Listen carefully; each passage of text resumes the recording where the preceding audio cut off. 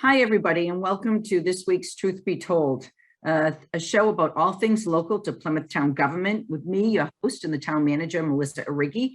We have a familiar face with us here today. I like to call it the month of this show being about our Department of Public Works, but in all reality, JB, your DPW Director, has so many divisions and so many employees, actually more than any other department in terms of separate divisions, that it's going to be more than a month that we'll be featuring his top staff and division heads and the person that oversees each of those areas.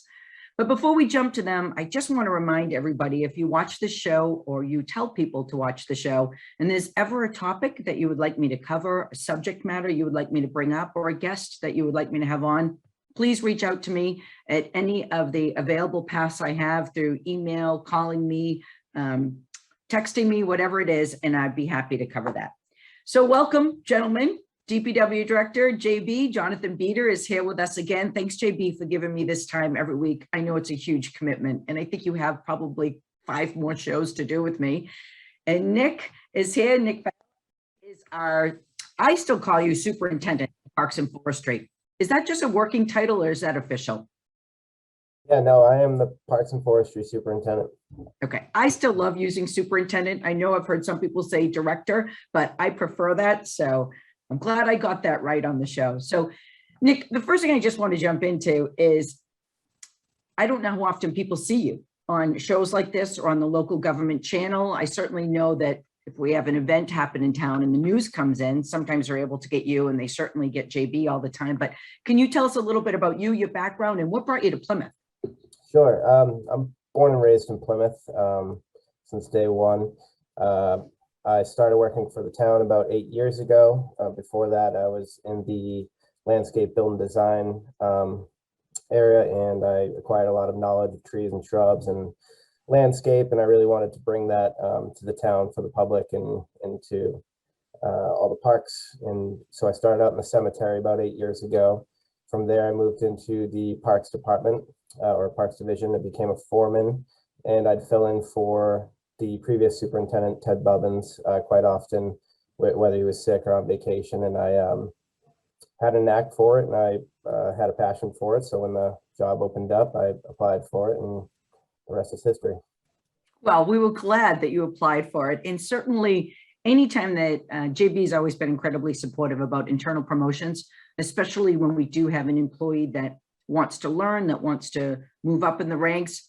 Sometimes it's, in many ways, in terms of bureaucracy and paperwork, can be easier when you're foreman rather than when you're superintendent. I'm sure you spend more time at the desk than you ever would. But JB, when you came along, you took a look at all these divisions and said, this was an area that you needed to split up.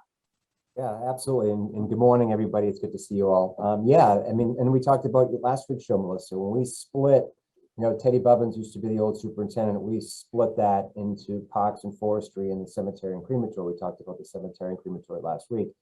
When we split that up in Parks and Forestry, you know, Nick, you know, it was a no-brainer to put him in that seat. And Nick's fantastic. And any resident watching the show, anybody that doesn't know Nick, give him a call, stop by the office, email him.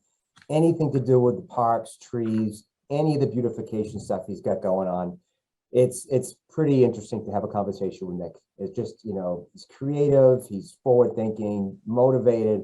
As he said, he lives in town, and it just makes it easier for you and I, Melissa, doing our jobs with somebody like Nick in the seat. But yeah, we split that division up, and I think, actually, I know for a fact now, we've come a long way. We've made significant progress in the parks, especially. You know, when we talk about volume in Plymouth, everybody always talks about how large the community is and how much area we have to cover. What people don't understand in saying that is it takes a lot of time and a lot of staff to go from one end of town to the other. And there are parks and areas where, Nick, that you oversee from as far south as you can get in Plymouth up to the Kingston line in North Plymouth. Can you tell us a little bit about some of those areas? And maybe if you have it, and the show is not live, and I always hate to put somebody on the spot, although I tend to do it on every show, the number of parks and areas that you take care of, any of those statistics. Sure, yeah, we in the Parks Division, we oversee 35 parks and beaches, like you said, from the Kingston line all the way as south as you can go. And we have 15 play structures. A lot of the parks have a lot higher volume foot traffic, so they require daily maintenance, especially during the summer. We have staff out on Whitehorse Beach every single morning, emptying hundreds of barrels. Nelson Park, the skate park, Brewster Gardens, those are some of our higher volume parks where, again, every day we're down there to pick litter or whatever may have happened the previous night, clean up whatever we need to do. And then there's some of the smaller parks that are some of my favorite parks, and that are, beautiful areas to go and sit and enjoy a cup of coffee. So 35 different places that we maintain. It's really nice to be able to stop at each place, and each place has its own charm.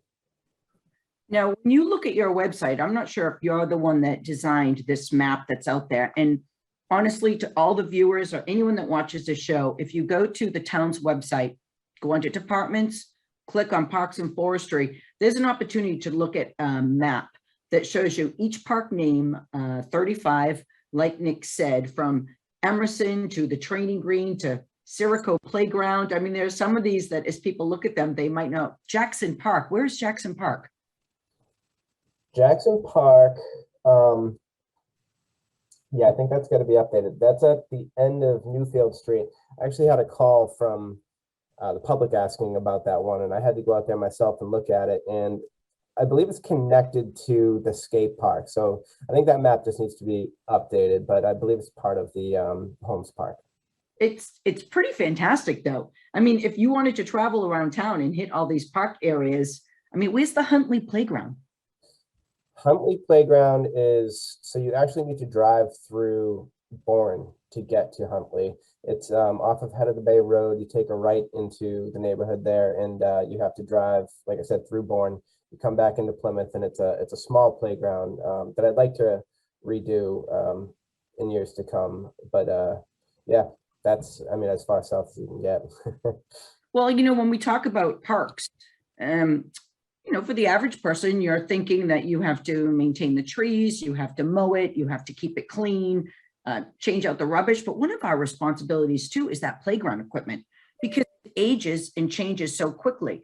Now, you came along, I believe that you oversaw and even put in for the funding to update playground equipment in 3 of our playgrounds, based on a report that came out through our Disabilities Commission. What were those? We're up to 6 playgrounds that we've completely redone. We've made them ADA accessible, and it's been really great seeing the feedback from the public on all the work we've done. Forges Field was a big one. Nelson Park was a really big one. And then we did Veterans, West Rec, Elmer Raymond, and Seaver. And they all have ADA accessible port in place rubber. I made sure to add fully ADA accessible equipment to most of those playgrounds.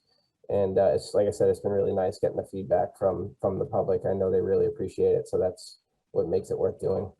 Now, Nick, I know that, and certainly on the show is the time to advocate for more funding. So I have to watch JB's face when I say it. What do you currently have for staffing, and what would be the ideal setup in order for you to take care of these 35 locations? And don't forget, when we say that, you're also taking care of the grounds around all the public buildings. Correct. Yeah. So right now I have 22 employees, but 5 of them are seasonal. So what I'd like to see is I'd like to bring on more full-time employees and replace the seasonals, similar to Kenny King in the cemetery. It's really hard to recruit 5 seasonals every summer, whether it's because they're in college and the availability, or they're really, they're young and they have a lot going on, or what it is. But I think if we had full-time employees, it would just be a lot easier to keep them on a schedule and keep a reliable staff. So that's what I'd like to. Most likely you'll see me this coming spring town meeting asking for more full-time help. Is that so, JB? I didn't know that we were going to be looking at more staff. Absolutely support it though. JB, where are you going to put all these people? Because I assume with more staffing comes, comes more equipment. And is this where you're going to approach that DPW building again? Yes, how'd you know? Absolutely. Yeah, we've definitely outgrown our facility. I know we're working with your office and the building committee as far as, we bringing on an OPM, owner's project manager now. That's going through design of selection. Then we're hopefully going to Springtown meeting for schematic design because we have fully outgrown our facility and we need some upgrades. So yeah. But when we talk about a new DPW administration building, new bays, all in the same location. Yes, absolutely. We have a great location. I mean, everything here is really laid out. We have the area, zoning, no abutters, great access, all that stuff's really good. We actually have a good shop, good fueling facility. So we have a lot to work off of. It's just a question of we need to house offices, employee space, break rooms, bathrooms, all the typical things you're hearing in all the buildings here in Plymouth.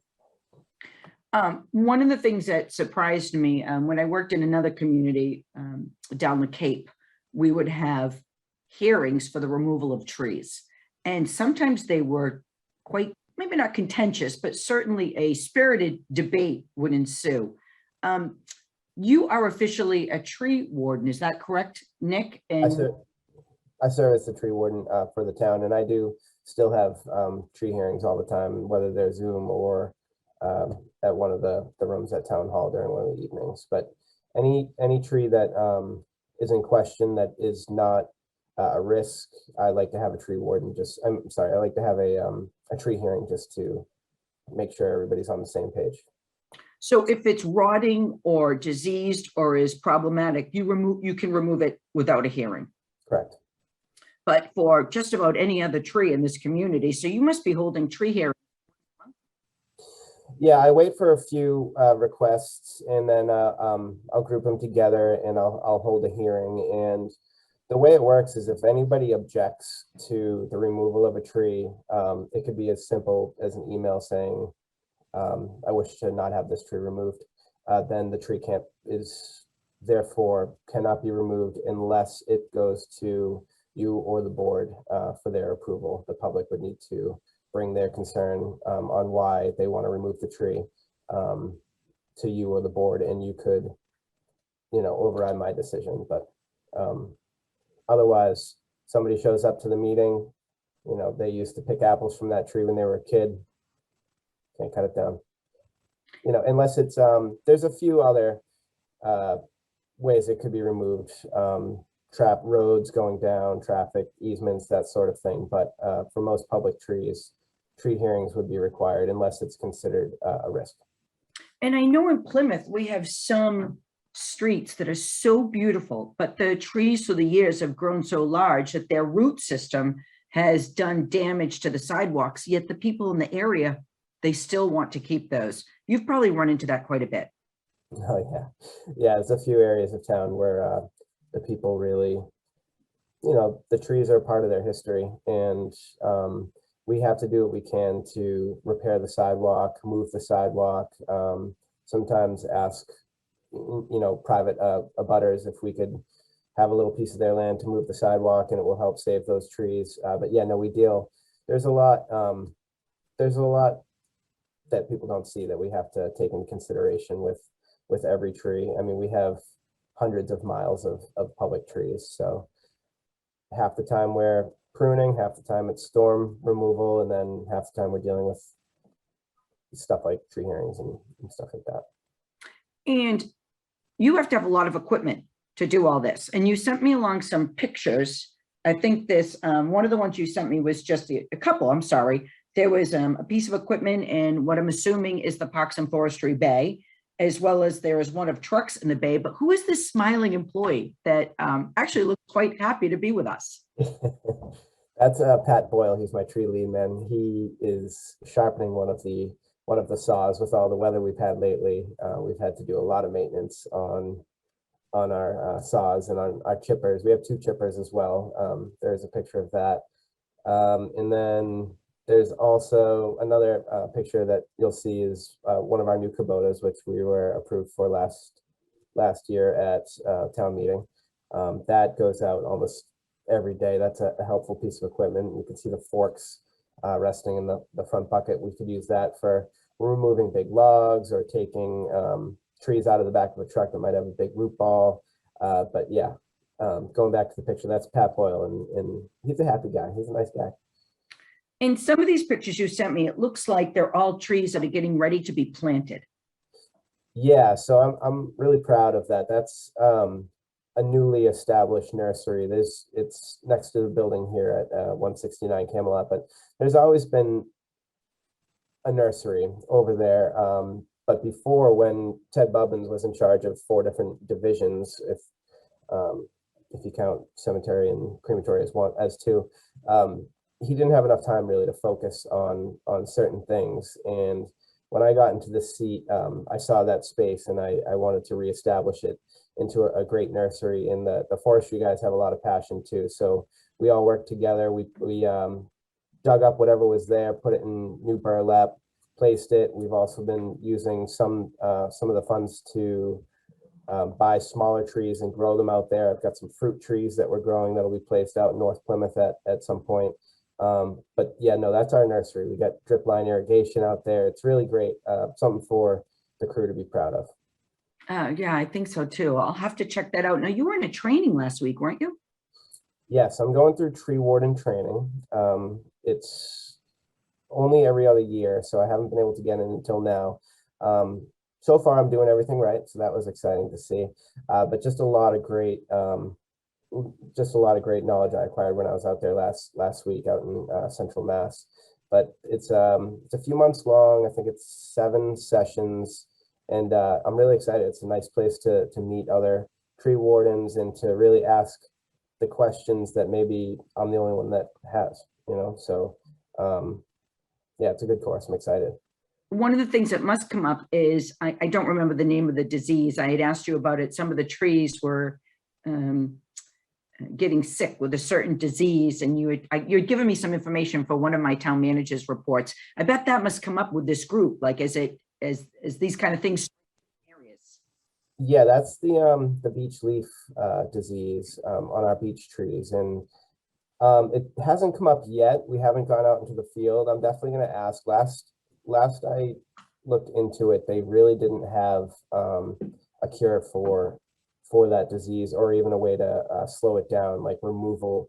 A lot of trees like the Dutch elm disease, with those, I believe you can remove a cluster of trees before it spreads, before it keeps going. With the beech leaf disease, they haven't figured it out yet. So we're still working on that, but that's definitely something I'm going to ask them about, because maybe someone in the room has a little more knowledge on that. No, I think it's great to make those kind of contacts. I know that I reach out to the South Shore town managers. I mean, we talk all the time, because there is sometimes an issue or a problem in one community that's already been solved in another, and it makes it easier. So, Mr. Beder, I want to talk about actually 3 of my favorite places in town, and wondering if you have a long-term vision working with Nick on them. First, of course, is Stevens. I'd love you to talk a little bit about that. And then the Brewster Garden, we had met and we're talking about establishing a new set of stairs, abandoning the old one that goes onto private property, establishing new stairs that come off the bridge, and then potentially working with the Disabilities Commission to do a path up the back of the building. Because right now we're seeing a lot of encroachment of the private building on public land, so maybe having some kind of ADA path that would run up to Main Street Extension. And then finally, I went out to, I'm not gonna remember the name of it. It was an adorable little park in Manomet, right on the main road. And it had somewhat older, run down a little bit, tennis courts. So I'm hoping to be able to help you both out with some funding for that next year. I'm not sure what the plans are. JB, can you speak to those 3 a little bit? Yeah, well, Nick and I play pickleball on Wednesday mornings, Melissa, at 7 with a great group of Plymouth residents, and we get banana bread on Wednesday. So, if you want to meet us there, we'd be happy to show you how to play. You know what, JB? You're not going to teach me how to play. I'm going to Nick single-handedly on that one. But yeah, so you and Nick talked about a lot of great things. But again, up in Manomet, the tennis courts there, yeah, we tried to fix some of the cracks. We're going to go to Springtown meeting for funding to replace those. I know Nick's working on that now, but yeah, that's definitely on our priority list to make sure that those courts are reestablished and repaired. And you mentioned some of the other projects, Stevens Field, the staircase at Strager's on Main Street. I know that community preservation is on board, kind of working with us in a cooperative effort. But Stevens, it's my understanding, we've been working with Stevens Field Working Group and CPC. I believe we're going to go to Springtown meeting for additional funding to kind of put that project, on the map and get that going. The stairs off of the Market Street Bridge, that's another one. Yeah, we had a design. We got funding from town meeting several years ago. We didn't have enough funding in place to kind of get that done. So I know we're going to be working with community preservation and historic commission to try to get that project done. So both of those great projects, for the neighborhoods, especially the one off of the Market Street Bridge in terms of access into Brewster. Brewster's such a great place to be and explore and just kind of enjoy the scene. But yeah, I think having access off of Market Street is critical and crucial for Brewster Gardens. But all those projects together are good ones. Are you probably going to assign Nick as just for the people viewing, usually when an article goes to town meeting, as long as staff has been engaged and involved in the process of the project and the funding of the project, because we can't take on a project where we don't believe in what the funding either mechanism was or how much funding, what the budget was put in place. But as long as we've been involved in that, I will typically sign an internal project manager to work with whoever it is, the company or whatever is happening at the location. Are you thinking that Nick will do these 3 projects? Yeah, absolutely. Absolutely. Like I said, Nick's great. He's more than capable of handling these projects. It's just a question of once we get through town meeting, especially working with community preservation, taking on in terms of the DPW role. But yeah, Nick is all on board with being the PM for these projects. Absolutely. Really, Nick? Well, of course, you're going to say you can't wait to do these 3 projects. Have you done, in your role now, have you done a large project for the town already? I'd say my biggest projects have been the playgrounds. Yeah, those took a bit of time and effort, alongside my day-to-day duties. Stevens Field will definitely be the biggest so far, but I'm willing to give it my all and get it done. Oh, Nick, it's going to be beautiful because that is just such an awesome location. And I love when we talk about the anchor parks, Stephen and Nelson, of course, with beautiful Brewster Gardens in the middle. I mean, I think Plymouth is so lucky in terms of what they have along that waterfront. And I think I'm as hopeful as everybody else that someday that walking trail will run you right from, that you'll be able to walk easily right from Stevens Field right up to Cordage. I mean, I think that's going to be a long-term goal. I think it's going to happen sooner rather than later, though. So the people that are enjoying the walking trail now are going to be able to continue to. Now, you maintain that as well, or is that highway? We kind of split the duties up for the walking trail. We mow the entrances and we do any necessary tree work. But Timmy Balboni, highway manager, he has his crew go down with the flail mower and keep it clear. Yeah.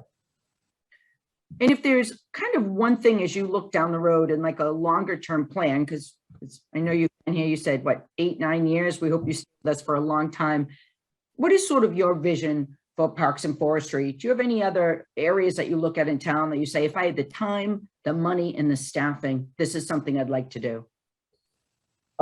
Yeah, it's hard for me to look too far into the future just because I kind of look at what I have for staffing now, but of course I have dreams and ideas and of lots of great things to come. There's been a lot in the past years. There's been a lot of beautiful flower beds added to the areas, the rotary beds down by the Sun Dynasty, and there's going to be more going in at Jenny. I know David, I believe, has some ideas for where his bridge is going over to Willard Place from Jenny. And then, of course, the new garden beds all going down Obery Street. So there's been a lot added that we've taken on that is going to be, definitely more work for our crews. But they're going to be beautiful areas as well. Like, just look at the rotary beds downtown. It's all great. But yeah, in the future, there'll definitely be some new things coming.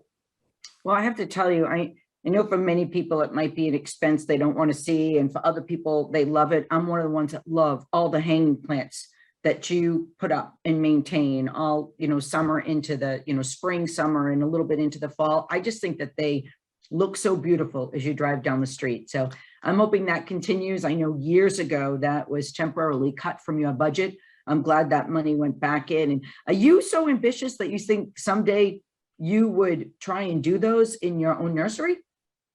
That would be great to have a greenhouse and start them from seed. That would be definitely something we're capable of. And I think that would be something great to look forward to in the future. Well, It's getting rolled into our schematic design for the new building, Melissa. wow, this building gets bigger and bigger. The Beder building, we'll call it. Hey, JB and Nick, thank you so much. I told you it would go quickly. You can get on with your other duties and responsibilities and tasks you have today, but thank you for coming on the show.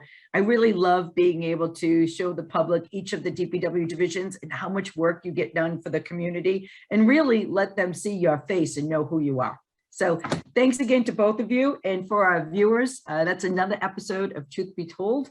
I'd love to have you join us again next week, and we'll have on somebody else fantastic, and you'll see JB again. So thank you so much. Thank you. Thank you very much. Bye, guys. Bye, everybody.